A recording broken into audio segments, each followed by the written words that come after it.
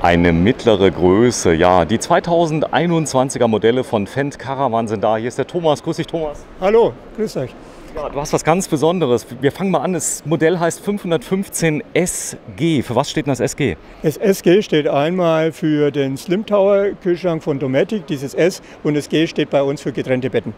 Was ganz Besonderes gibt es nur bei diesem Modell. Ihr habt eine Rahmenverlängerung eingebaut. Das ist korrekt. Wir haben also hier eine Möglichkeit, am Heck Fahrräder zu transportieren. Und zwar funktioniert das Ganze so, dass das Chassis verlängert wird. Es kann ausgezogen werden. Auf dem Chassis ist dann ein Kugelkopf am Ende und auf den Kugelkopf kann ich einen handelsüblichen Fahrradträger installieren und kann dort bis zu 2 E-Bikes Gesamtgewicht Fahrradträger plus E-Bikes 60 Kilo kann ich dort transportieren.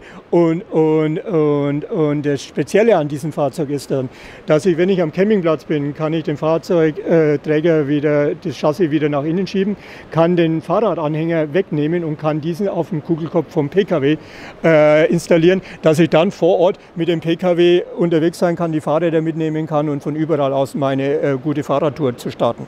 Ja, wenn ich einen großen LKW-Führerschein habe, dürfte ich dann auch einen zweiten Caravan hinten dranhängen? Nein, da gibt es auch extra einen Hinweis, dass das nicht erlaubt ist. Es hat auch noch eine kleine Einschränkung bei der ganzen Geschichte. Sobald der Fahrradträger ausgezogen ist und mit Fahrrädern bestückt ist, gilt hier Tempo 80 und nicht Tempo 100, weil es ganz einfach doch hinten ein Gewicht ist auf den Caravan, das den Caravan dann in schwierigen Situationen eventuell ein bisschen schwerer macht zum Fahren.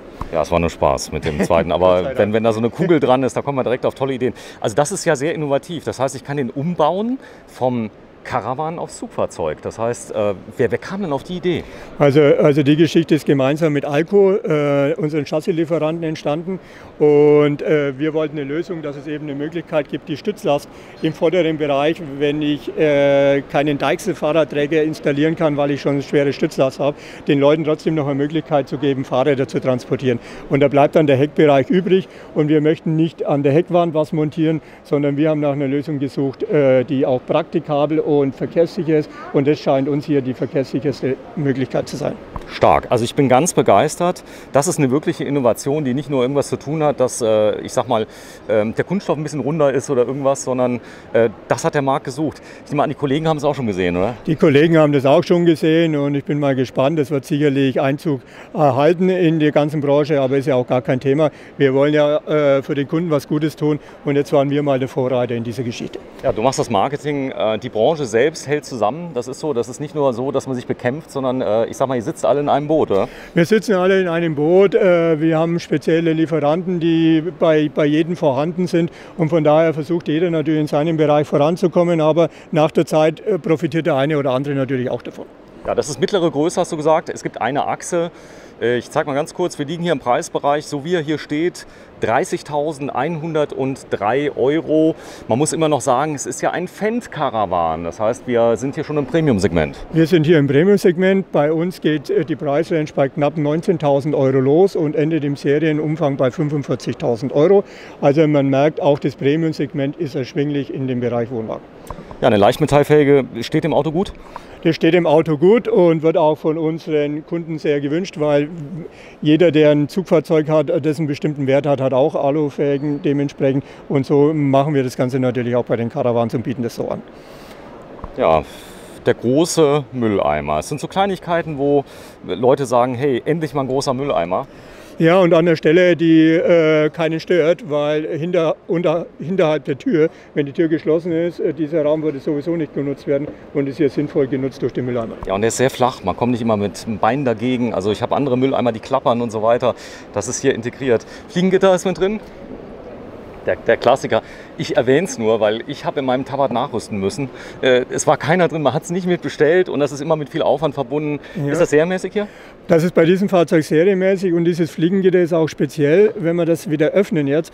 Wir sehen ja, Fendt hat hier auch einen speziellen Einstieg gegenüber vielen von unseren Marktbegleitern. Wir haben diesen integrierten Einstieg, das heißt, der erste Schritt ist nicht so hoch, der geht nicht bis zum Boden, sondern Sie haben einen Zwischenschritt, also wie eine Treppe. Leichter. Und leichter, ja. Und dadurch ist es auch wichtig, dass das Fliegengitter bis zum Ende geht, dass auch dieser Bereich geschützt wird.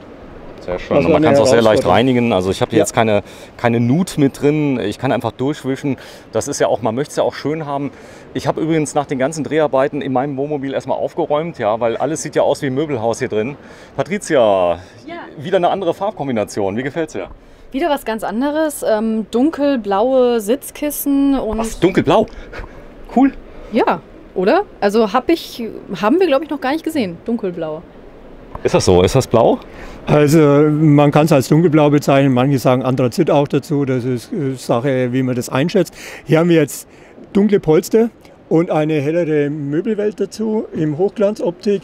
Das ist dann schon eine Klientel, die auf Hochglanz steht. Die wollen auch diesen Kontrast haben, hell und dunkel, und wir haben ihn eben so umgesetzt, dass helle Möbel sind und hier ein dunkles Polster. Es gibt aber auch für diese Baureihe ein zweites Polster, das ein bisschen heller ist. Ja, ist aber trotzdem schick. Man muss auch sagen, man gewöhnt sich relativ schnell dran. So ganz weiß, das kommt nicht in Frage. Das ist eher so eine Art Cremeweiß, was, ich sag mal, sehr, sehr langlebig ist. Das heißt, also ich sehe mich nicht direkt satt. Das ist korrekt. Das ist so ein Sand-Cremeweiß durch die Hochglanzoptik, dann mit den Chromapplikationen und mit den abgesetzten Grau-Sahara-Bereich, denke ich, wirkt es nicht so extrem, wie wenn es ein komplettes weißes Holz wäre. Ja, dieses Einbaugerät, das habe ich ja so noch nie gesehen. Ja, wo habt ihr das denn her? Also das ist die Kocher-Spülen-Kombination. Wir haben jetzt hier eine zweigeteilte Glasabdeckplatte, die man natürlich auch als Arbeitsfläche nutzen kann, wenn man die unteren Bereiche nicht braucht. Habe ich jetzt nur zwei Sachen, die ich dementsprechend zum Kochen brauche, also ein bisschen größeren Topf und einen kleineren Topf. Dann kann ich nur die linke Abdeckhaube brauche ich nur öffnen, dann kann ich da kochen, kann die Spüle geschlossen lassen. Habe ich drei Sachen, habe ich drei Flammen, die ich dementsprechend nutzen kann. Oder wenn ich nur spüle, mache ich das andere Teil zu. Also das ist funktionell durchdacht, weil ich ganz einfach auch Arbeitsfläche schaffen möchte in dem Bereich, wo ich es dann benötige. Ja, ihr habt ja auf der Messe so eine Art Putzlicht drin. Ja, das ist natürlich der Optik nicht gerade dienlich, weil ihr wollt es hell haben, die Leute sollen es erkennen, aber so das indirekte Ambiente-Licht, das geht jetzt natürlich kaputt. Das kommt da natürlich nicht so zur Geltung, wie es eigentlich ist, ja, aber es ist halt so, generell werden die Wohnwagen da ausgeleuchtet. Aber jeder hat ja auch die Möglichkeit, es auf dem Handelsplatz anzuschauen, die Fahrzeuge. Und da ist dann dieses Licht nicht vorhanden und da kann man sich das Ambiente dann von der indirekten Beleuchtung besser bilden. Denn ihr habt unglaublich investiert, dass es nämlich schön ist. Ja? Und die indirekte Beleuchtung, ich glaube, in den letzten Jahren und Jahrzehnten, da legen die Leute immer mehr Wert drauf. Das fing irgendwann mal an, dass man also überhaupt mit den LED-Leisten ja überhaupt sowas machen konnte. Ich weiß auch gar nicht, wann da der Ursprung war. Das ist jetzt auch schon ein paar Jahre her. Aber LED hat es natürlich möglich gemacht, dass man in allen Bereichen irgendwo noch Beleuchtung reinbringt. Und ich denke auch am Abend, wenn man dann so gemütliche, romantische Atmosphäre haben will, mit diesen indirekten Beleuchtungen, das gibt dann nochmal so das gewisse Etwas. Das ist schon so, wenn man mit einem 2021er auf den Hof fährt, die Fendt-Leute wissen genau, es ist der 2021er. Da macht man schon Aufsehen, oder, bei den Fendt-Leuten. Das heißt hier diese indirekte Optik hier mit dieser Glasscheibe. Wir haben jetzt hier eine Baureihe Tendenza, in der wir uns befinden, die den Küchenbereich hinten beleuchtet auch nochmal, was es nur in wenigen Baureihen gibt. Das sind lauter so spezielle Features, die wir hier und da in verschiedenen Baureihen ganz einfach ausprobieren. Und die Leute, die das erste Mal sehen, sind ganz begeistert und fahren auch richtig drauf ab. Und manchmal gibt es auch so kleine Pfiffe, wo man ganz einfach überzeugen kann. Ja, die Küchenarbeitsplatte vorne in der Anmutung auch ganz dünn. Diese dünnen Schichtplatten mittlerweile im Möbelbau sind ja drin. Ihr habt mit dem Trick gearbeitet. Sie wirkt dünn, sie ist aber stabil. Genau, sie ist abgeflacht im unteren Bereich, sie wirkt stabil. Wobei das Thema natürlich überall ist, das Thema Gewicht bei uns, wie in der ganzen Branche. Wir müssen schauen, dass wir die Fahrzeuge möglichst leicht machen, immer wieder leichter, weil der Komfortgedanke immer mehr Einzug hält. Man baut mehr ein, man baut Klimaanlagen ein, man baut Mover ein, man baut Wohnwände ein, das ist alles Gewicht. Und dann muss man schauen, dass man hier und da auch ein bisschen Gewicht einsparen kann. Thomas, mach mal kurz auf, dass ich ja mal reingucken kann, wie tief das Ganze ist. Da sind jetzt natürlich die Geräte drüber, da ist es ein bisschen flacher und unten drunter wahrscheinlich für Töpfe und Co. Genau. So, das habe ich dann also ausreichend Platz für alles, was man hier in den Küchenbereich einbringen muss. Man hat dann auch noch die Oberschränke. Ich denke, das ist genügend Platz, um die Campingküche über auch einen längeren Urlaub funktional einzurichten. Es gibt übrigens so ein kleines Detail, wenn du mal kurz mit deiner Hand, Patricia, mal so richtig drauf langst auf die Hochglanzoberfläche oben und wisch mal hin und her mit allem drum und dran. Man sieht keine Fingerabdrücke. Bei dieser Farbkonstellation und bei dieser Optik sieht man keine Finger. Man sieht es wirklich nicht. Also es ist ein Wahnsinn, wie ihr das geschafft habt, weil viele ja Angst haben, hey, Hochglanz, Fingerabdrücke, man sieht nichts. Ja, das ist eigentlich in dem Moment eine optimale Lösung und ich bin auch ganz froh drum, weil man diese Ängste da ein bisschen nehmen kann. Ihr habt den Fernseher an der richtigen Stelle. Das sieht man immer mehr. Das Thema Wohnmobile, ja, die haben es ja auch so mal links, mal rechts. Guckt ihr schon mal, was so Wohnmobiltrends sind, dass ihr euch das auch mal anguckt? Ja, klar, schaut man hier und da. Wir haben zum Beispiel vom Wohnmobil jetzt diese Truma-Heizung, diese Kombi-Heizung übernommen, weil beim Wohnmobil ist es natürlich noch wichtiger, die Heizung möglichst platzsparend einzubauen. Und diese haben wir jetzt auch seit kürzestem. Das ermöglicht uns dann auch, diese Heizung ermöglicht uns teilweise andere Grundschnitte, weil die frühere Gasheizung, die wir auch noch hier und da haben, die ragte halt doch in den Innenraum rein, weil die unten wo eingebaut war. Und das sieht man jetzt hier in dem Bereich nicht, weil wir hier eine Kombi-Heizung haben und da spart man sich hier und da ein paar Zentimeter, die wir dann anderweitig nutzen kann. Ja, die ist wahrscheinlich versteckt, die muss man erstmal suchen gehen. Wir gehen mal hinten durch, denn hier ist tatsächlich noch eine Nasszelle drin. Das macht es natürlich im Mittelbereich ein bisschen enger. So Genau. ist es. Ja. Sag mal, eine ganz kurze Frage. Ihr habt auch Fahrzeuge mit Heckbad? Wir haben auch Fahrzeuge mit Heckbad, ja. Allerdings nicht so viele Modelle und auch heckseitlich. Also sprich, dass wir hier auch mal eine komplette Dusche als solches einbauen kann, ja. So, ich zeige mal ganz kurz hier vorne das Schienensystem. Das habt ihr gemacht. Das habe ich gesehen mal bei Etrusco. Da hatten die das mit drin. Ein bisschen anders hier. Aber hier kann ich ganz individuell verschieben und kann auch wahrscheinlich Zusätze kaufen. Man kann das natürlich ausstatten, dann so wie man möchte und kann das verschieben, diese Halterungen. Man muss da in dem Fall jetzt nur aufpassen, wenn man die Klappe öffnet, dass man nicht die Halterung zu weit drüben hat. Aber das ergibt sich dann, wenn ich den Wohnwagen richtig eingeräumt habe und nutze. Ja, ich zeige mal gerade ein kleines Detail. Thomas, ist hier noch Licht drin? Können wir ein bisschen mehr Lichter machen hier? Sollte Sehr gehen. schön. Kleines Detail, weil ich habe es erwähnt, man kann so Zusätze sich organisieren. Und hier habe ich zum Beispiel einen Zahnputzbecher, den kann ich rausnehmen, wenn ich ihn nicht brauche. Genau, richtig. Den kann man genauso nehmen wie die Halterungen oben. Die nehme ich raus und stecke dann vielleicht nur eine normale Halterung rein. Ja, ganz schön pfiffig. Man zieht hier auch nur nach vorne. Das heißt also, ich muss nicht drücken oder irgendwas. Korrekt. Sehr einfach. Ja. Ja. Sie haben ja auch keine Griffe im Bad. Man kann sich hier nicht anstoßen. Man hat diese Optik und trotzdem sind die Schränke dann gut verschlossen, dass sie während der Fahrt nicht öffnen können. Ja, das ist natürlich alles wasserfest, was hier verbaut ist. Das ist kein Holz. Mineralwerkstoff in dem Moment aus einem Guss. Sie haben keine Kante. Hier in dem Bereich Beinfreiheit bei der Toilette bewusst gewählt. Deswegen da offene Ablagen, dass ich hier genügend noch reinstellen kann. Und ich habe hier noch genügend Platz. Auch für große Leute. Genau. So ist es.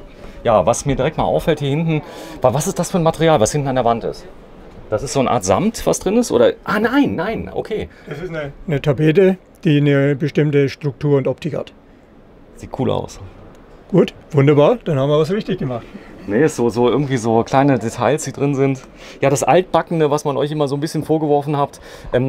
Man kann nicht alles immer sofort ändern, man muss aber Trends anpassen. Das heißt, ihr habt einen optimalen Mittelweg gewählt, oder? Das ist korrekt. Ich denke, das Altbackene haben wir seit einigen Jahren abgestreift. Wir haben einen Mittelweg gewählt, dort wo es am nötigsten und am wichtigsten ist. Wir sind aber auch noch ein paar Traditionen ganz einfach, die haben wir beibehalten. So zum Beispiel draußen unser Hammerschlag-Optikblech. Das haben wir vor 50 Jahren gehabt und haben es weiterhin noch, weil wir von den Vorteilen, die dieses Blech mit sich bringt, weiterhin überzeugt sind und hier kein negatives Feedback von Kundenseite haben. Und nachdem es uns jetzt mittlerweile 50 Jahre gibt und wenn sich was 50 Jahre bewährt, dann denke ich, hat es auch ein Recht auf Fortsetzung. Ja, die Einzelbetten, ihr habt ein tolles System hier eingebaut. Die Patricia kennt schon, wir haben nämlich eine Abtrennung mit drin. Und? Die Abtrennung ist mit drin und wenn man dann wieder eine freie Sicht auf den Bereich hat, kann man diese Doppelbetten dann auch zu einem ganz großen Einzelbett machen, zu einer Spielwiese, die über die ganze Breite des Caravans geht, indem man die Sonderausstattung Lattenrostauszug nimmt, die man da unten an den Griff hervorziehen kann. Man kann die individuell bis ganz nach vorne oder nur halb ziehen. Es gibt dann verschiedene Polster, die man drauflegt und kann dann entsprechend die Hälfte oder das ganze Bett damit ausstatten. Ja, Thema Hotel. Man ist ja zu Hause, wenn man einsteigt. Oft wacht man morgens auf und weiß gar nicht, wo man ist. Man ist immer zu Hause. Man ist immer zu Hause und zwar so, wie man sich zu Hause am wohlsten fühlt. Während man am Hotelzimmer nicht so ummodeln kann, dass man sich so fühlt, wie man zu Hause ist, kann man das beim Caravan ohne weiteres machen. Sag mal, Thomas, Die Bettwäsche, gibt es die wirklich zu kaufen? Ja, es gibt die Fendt Caravan Schlafwelten für die Baureihen individuell zusammengestellt auf die jeweilige Stoffwelt des Caravans. Kann man als Sonderausstattung wählen, ist jetzt in der Serienausstattung nicht enthalten, aber immer mehr wählen das, weil sie sich mit Fendt ganz einfach identifizieren. Und wenn man genau hinschaut, sieht man auch nur das Fendt-Logo drauf auf dem Kissen. Also das ist schon eine Sache, die den echten Fendianer dann auszeichnet. Wenn Nochmal den Fendianer. Fendianer heißen die bei uns so. Das ist auch die Bezeichnung. Es gibt auch ein paar Hashtags, die da drunter laufen. Die Leute bezeichnen sich auch. Ich bin Fendianer, ja. Habt ihr auch so Fendt-Treffen? Gibt es sowas? Es gibt Fan-Treffen, mussten natürlich leider zu Corona-Zeiten alle abgesagt werden. Wir haben eine Community und Kundenclub mit mehr als 10.000 unserer Kunden. 10.000? Ja. Wir bieten auch regelmäßig Werksführungen bei uns im Hause an. Wir bieten jetzt den B96-Führerschein an für die jüngere Generation, dass die Ich komme mal mit der Kamera zu euch, dann gucke ich mal an, wie die gebaut werden. Denn ich war jetzt mal bei Morelo im Werk, war ganz erstaunt, wie viel Hightech verwendet wird. Ja. Wahrscheinlich ist die Automatisierung ganz wichtig, dass die Qualität perfektioniert werden kann, oder? Die Automatisierung und die Erleichterung am Arbeitsplatz, das ist so das Wichtigste. Aber was uns auszeichnet und was uns immer wieder von Kunden gesagt wird, die Kunden sind wahnsinnig überrascht, wie viel Handwerk in der ganzen Sache noch drinsteckt. Und das kann man tatsächlich nur bei den Werksbesichtigungen sehen. Wir freuen uns, wenn die Corona-Zeiten gelockert werden und wir wieder Besucher in unser Werk reinlassen können, dass wir wieder unser Werk zeigen können, auf das wir sehr, sehr stolz sind. Und sind meistens immer ein Jahr im Voraus ausgebucht, was die Werksführung angeht. Das Interesse ist riesig. Ich hoffe, ich darf mal zwischendurch rein. Auf alle Fälle machen wir einen Spezialtermin, wenn das funktioniert. Super, dann gehen wir mal raus, machen die Abmoderation. Ja, gelungen. Ich würde mal sagen, so ein bisschen Coffee, also von der Farbe her, das heißt so Brauntöne, kommt sehr, sehr an. Muss man nicht mögen. Gibt es hier noch eine andere Farbe? Also es gibt hier noch einen Mint- und Blauton, den wir dann dazu haben. Vielleicht schauen wir uns den ganz kurz in den anderen Fahrzeugen noch schnell an. Und dann haben wir den Vergleich. Das Holz bleibt das gleiche und die Stoffgeschichte ist dann eine andere. So, wir ziehen die Maske mal schnell an. Ja. Denn wenn wir rausgehen, mal kurz die Maske. Und die nächsten stehen auch schon Schlange, denn das hier ist eine Verkaufsmesse. Man kann die Fahrzeuge kaufen und man kann sie hier anfassen, begutachten, sich reinlegen. Das ist wichtig, oder? Ja, ich denke, das ist bei unseren Fahrzeugen am wichtigsten, dass ich die Fahrzeuge haptisch erlebe, weil das ist Emotion. Dieses Raumgefühl kann ich nur im Fahrzeug erleben. Das kann ich nicht bei einer 360-Grad-Simulation erleben. Das muss ich tatsächlich vor Ort haben. Und deswegen werden die Wohnwagen bei uns auch nicht übers Internet verkauft, weil die Leute das Raumgefühl spüren wollen und erleben wollen. Und das ist zum Beispiel dieser andere Polsterstoff, der für das gleiche Holz mit angeboten wird. Sehr schön. Thomas, ich habe heute viel erlebt. Wir haben einige Videos schon gedreht. Ja, von ganz kleinen, 4 Meter Länge, bis zum ganz, ganz, ganz großen. Die Firma Fendt wird es wahrscheinlich noch die nächsten 50 Jahre geben. Ihr habt dieses Jahr 50-Jähriges. Wir haben dieses Jahr 50-Jähriges, leider ein bisschen Corona geschädigt. Viele Events konnten nicht stattfinden. Aber wir haben den neuen Diamant rausgebracht, wir haben den Bianco neu gemacht und wir haben uns das eine oder andere Paket für unsere Kunden ausgedacht. Also sprich, der Kunde wird auch während unseres Jubiläums belohnt für seine Treue und kann sich hier das eine oder andere Schnäppchen dann die nächste Zeit zulegen. Ja, es gibt was Freudiges zu berichten. Ja, oft ist ja der Sohn vom Papa, der hat einen Fendt gehabt, ja, und immer mehr junge Leute entscheiden sich für Fendt. Das ist korrekt. Ich kann ein Beispiel erzählen. Diese Tage waren ein Pärchen da mit 21 Jahren beide, die noch kein selbstständiges Fahrzeug hatten, außer ein Zelt. Die haben sich hier einen Wohnwagen bei Fendt gekauft. Und das zeigt uns natürlich auch, dass die jüngere Generation jetzt am Kommen ist und dass wir auch Produkte für die da haben. Es ist so, vielleicht von der Organisation, ihr habt ganz viele Händler hier, ihr habt ein Händlernetz, ihr macht ja keinen Direktvertrieb. Nein, wir haben keinen Direktvertrieb. Wir haben in Deutschland 70 Handelspartner und europaweit 230. Also Sie können sich im Umkreis über unsere Homepage einen Händler aussuchen, gehen dort vor Ort, schauen sich die Fahrzeuge, lassen diese konfigurieren. Und jeder Handler ist dann auch der Servicepartner als solches und das wird dann komplett dort abgewickelt. Ja, wenn mal was schief geht, ich baue mal einen Unfall, wie leicht sind die denn zu reparieren? Es kommt natürlich auf die Art des Unfalles an. Also es gibt natürlich Unfälle, wo dann auch mal eine Seitenwand komplett erneuert werden muss. Das geht? Natürlich ein bisschen, das geht, das ist kein Problem. Und das kann eigentlich auch jeder Handelspartner von uns dann dementsprechend umsetzen und bewerkstelligen. Habe ich die Möglichkeit, auch ins Werk zu fahren bei, ich sag mal, Reparaturen? Reparaturen im Werk machen wir nicht, weil wir die Ausstattung hier dafür nicht so haben wie unsere Handelspartner. Aber es gibt Handelspartner, die Großreparaturen machen können? Es gibt eigentlich fast jeder Handelspartner kann fast jede Reparatur machen, ja. So, ihr habt jetzt verschiedene Welten, vielleicht noch zum Abschluss. Auf der linken Seite Diamant, das ist wahrscheinlich High-End. Und dann auf der rechten Seite? Diamant ist unser High-End-Produkt, die Einsteigerbaureihe ist der Saphir, dann kommt der Bianco, dann kommt als nächste Baureihe die Baureihe Tendenza und kurz vor dem Diamant dann der Opal. Also für jeden was. Ja, 2020, die 2021er Modelle von Fendt. Ja, Thomas, stell dich noch mal ganz vor, du machst das Marketing? Ich mache das Marketing seit mehr als 20 Jahren bei der Firma Fendt Caravan. Unser Firmensitz ist in der Nähe von Augsburg im schwäbischen Mattingen. Und wie gesagt, wir feiern jetzt 50 Jahre, sind stolz darauf, dass wir 50 Jahre unser Produkt anbieten können. Und ich denke auch, diese Messe beweist es wieder, wir sind für die Zukunft gerüstet und die 2021er Modelle erfreuen sich großer Beliebtheit. Dankeschön.